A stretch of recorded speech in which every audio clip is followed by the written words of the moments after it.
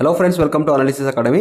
Friends, మీరు job చేస్తున్నారు అంటే మార్కెట్ అవర్స్ లో చార్ట్స్ ని చూసి ట్రేడ్ చేయడానికి డిఫికల్ట్ గా ఉంటుంది, అవునా? అట్ ద సేమ్ టైం మీరు ట్రేడింగ్ లో ఇన్వాల్వ్ కూడా అవ్వాలి, ట్రేడింగ్ చేయాలి అనుకుంటే నేను సజెస్ట్ చేసేది స్వింగ్ ట్రేడింగ్. ఎందుకంటే మీరు ఎవ్రీ 5 మినిట్స్ కోసారి 10 మినిట్స్ కోసారి చార్ట్స్ ని చూడాల్సిన అవసరం లేదు. ఎందుకంటే స్వింగ్ ట్రేడింగ్ లో మనం ఎంటర్ చేసిన తర్వాత 1 వీక్ గానీ 2 వీక్స్ గానీ లేదా అప్ టు 1 మంత్ 2 మంత్స్ వరకు హోల్డ్ చేయాల్సిన నెసెసిటీ ఉంటుంది. మన టార్గెట్ లెవెల్స్ అచీవ్ అయ్యేంత వరకు పొజిషన్స్ ని హోల్డ్ చేయాల్సి ఉంటుంది. సో మీ ఇన్వాల్వ్మెంట్ అనేది చాలా తక్కువగా ఉంటుంది. At the same time swing trading లో అడ్వాంటేజ్ ఏంటంటే రిస్క్ అనేది తక్కువగా ఉంటుంది. రివార్డ్స్ అనేది 1:2 1:3 అలా రిస్క్ రివార్డ్ ని మీరు అచీవ్ చేసుకోవచ్చు. సో ఇది చాలా మందికి హెల్ప్ఫుల్ గా ఉంటుంది అనుకుని హై పొటెన్షియల్ స్టాక్స్ ని ప్రొవైడ్ చేస్తాను. ఫ్రెండ్స్, వీడియోని స్కిప్ చేయకుండా చూడండి, చాలా లెర్నింగ్ పాయింట్స్ మీకు దొరుకుతుంది. అండ్ ఈ వీడియోని లైక్ చేయడానికి ప్రయత్నించండి. ఓకే ఫ్రెండ్స్, మన లిస్ట్ లో ఉన్న ఫస్ట్ స్టాక్ ప్రజ్ ఇండస్ట్రీస్. ఈ స్టాక్ కి నెక్స్ట్ ఫ్యూ వీక్స్ లో మంచి రిటర్న్స్ ని ఇచ్చే పొటెన్షియల్ ఉంది. అండ్ ఈ స్టాక్ ని స్వింగ్ ట్రేడింగ్ కి సెలెక్ట్ చేయడానికి మల్టిపుల్ రీజన్స్ ఉన్నాయి. So let us discuss one by one. ఇది Praj industries weekly time frame ని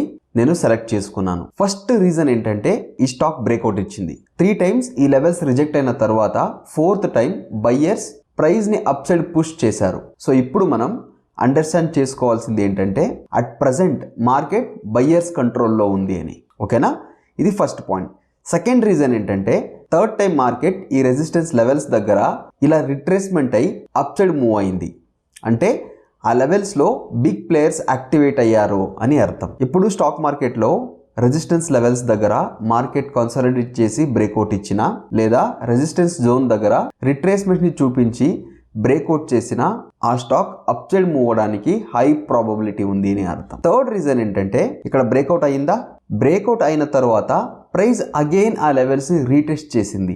అంటే అగైన్ ఆ లెవెల్స్ లో బిగ్ ప్లేయర్స్ వాళ్ళ రిమైనింగ్ పొజిషన్స్ ని యాడప్ చేస్తున్నారు, క్వాంటిటీని ఇంక్రీజ్ చేస్తున్నారు అని అర్థం. 85% ఆఫ్ ద టైం బ్రేక్అవుట్ అయిన తర్వాత ఇలా ప్రైస్ బ్రేక్అవుట్ లెవెల్స్ ని అగైన్ రీటెస్ట్ చేసింది అంటే ఆ బ్రేక్అవుట్ ఫేక్ బ్రేక్అవుట్ కాదు, ఒక సస్టైనబుల్ బ్రేక్అవుట్ అని మనం అండర్స్టాండ్ చేసుకోవాలి. ఈ రీటెస్ట్ గురించి డీటెయిల్డ్ గా ఎక్స్ప్లెయిన్ చేశాను, ఈ వీడియోని మీరు రెఫర్ చేసుకోవచ్చు. ఈ స్టాక్ లో ఉన్న 4th అండ్ ఇంపార్టెంట్ పాయింట్ ఏంటంటే ఫిబొనాచి రిట్రేస్మెంట్ సపోర్ట్. ఈ స్వింగ్ లో నుండి స్వింగ్ హై దాకా ఫిబొనాచి డ్రా చేశాము అంటే ఫిబొనాచి 0.38 లెవెల్స్ వరకు మార్కెట్ రిట్రేస్మెంట్ చేసి అప్ సైడ్ కి మూవ్ అయింది. ఈ ఫిబొనాచి సపోర్ట్ కూడా మనకి one of the most important confirmation అని చెప్పవచ్చు. మార్కెట్ బ్రేక్అవుట్ ఇచ్చింది, బ్రేక్అవుట్ ఇవ్వడానికి ముందు కన్సాలిడేట్ చేసి ఆ బ్రేక్అవుట్ ఇచ్చింది. అండ్ థర్డ్ రీజన్ ఏంటి, బ్రేక్అవుట్ అయిన తర్వాత ఆ బ్రేక్అవుట్ లెవెల్స్ ని ప్రైస్ అగైన్ రీటెస్ట్ చేసింది అనేది మన థర్డ్ కన్ఫర్మేషన్.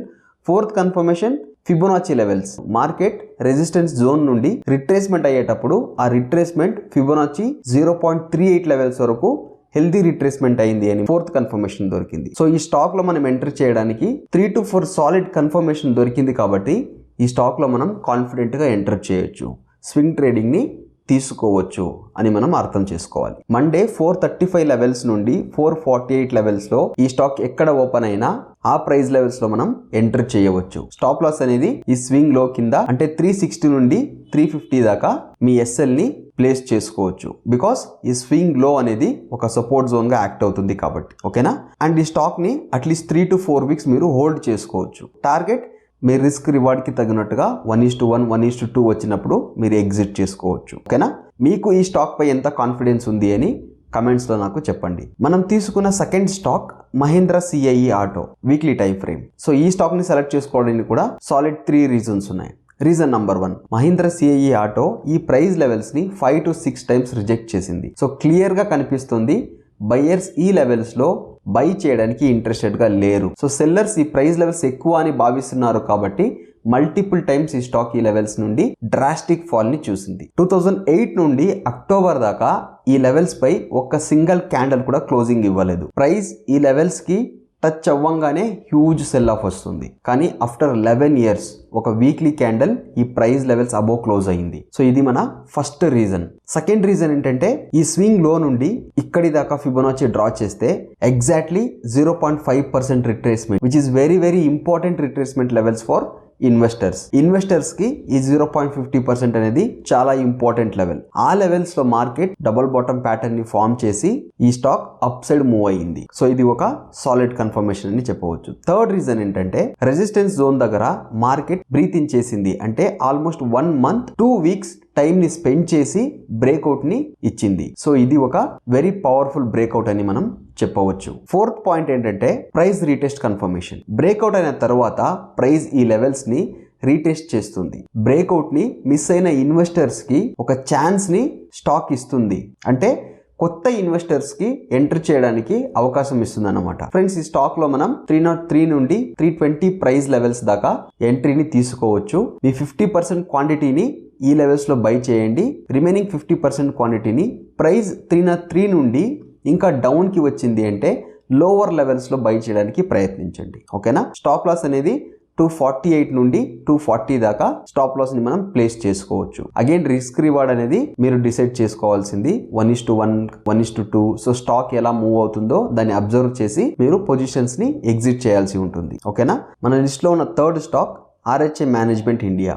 ఈ స్టాక్ ని మనం డైలీ టైం ఫ్రేమ్ లో చూద్దాం. ఈ స్టాక్ కూడా బ్రేక్అవుట్ ఇచ్చింది అండ్ బ్రేక్అవుట్ తో పాటు ఒక ఇంట్రెస్టింగ్ ప్యాటర్న్ ని కూడా ఫామ్ చేస్తుంది. సో ఈ స్టాక్ లో 674 అనేది ఒక రెసిస్టెన్స్ జోన్. ఈ స్టాక్ విత్ గుడ్ వాల్యూమ్స్ తో బ్రేక్ చేసింది. బ్రేక్ చేసిన తర్వాత ప్రైస్ డౌన్ ఫాల్ అయింది. ఎందుకు అంటే మనం లాస్ట్ అనలైజ్ చేసిన 2 స్టాక్స్ రెసిస్టెన్స్ జోన్ దగ్గర కన్సాలిడేట్ చేసి బ్రేక్అవుట్ ని ఇచ్చింది.